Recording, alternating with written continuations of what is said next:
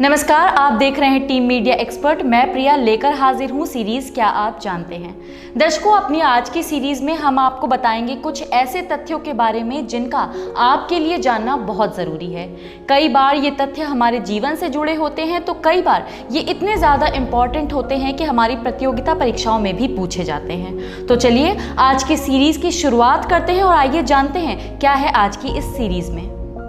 अगर आप एक ड्राइविंग लाइसेंस धारक हैं और कार, बाइक या कुछ भी चलाते हैं तो आपको कुछ चीज़ों का ध्यान रखना होगा और अपने नियमों को जानने होंगे।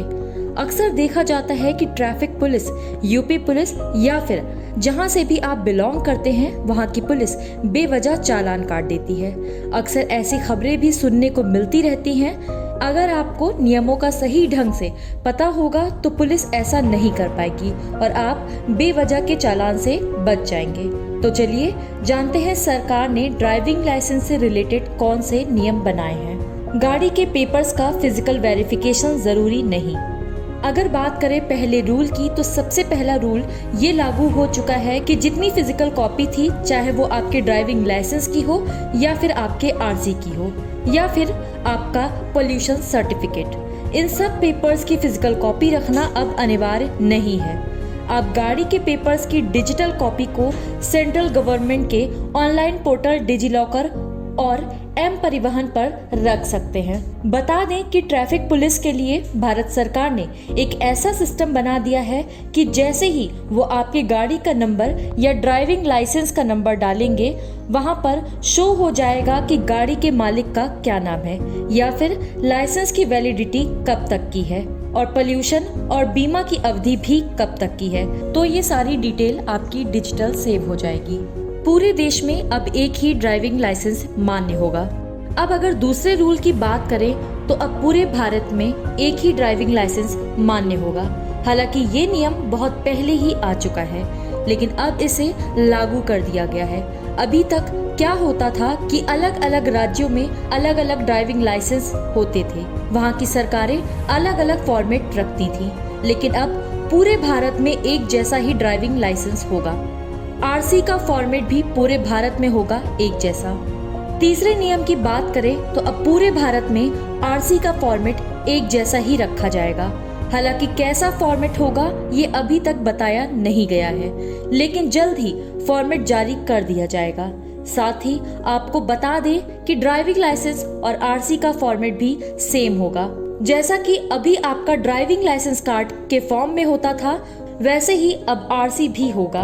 अभी क्या है कि आरसी में बहुत सी डिटेल होती है, लेकिन अब जो कार्ड के फॉर्म में आरसी बनेगी उसमें एक क्यूआर कोड और एक चिप लगी होगी, जिसके माध्यम से उस आरसी में सारी डिटेल्स फीड होंगी।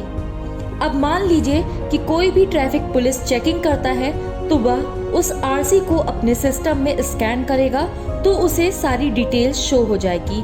तो ये भी एक बहुत बड़ा और अहम बदलाव है।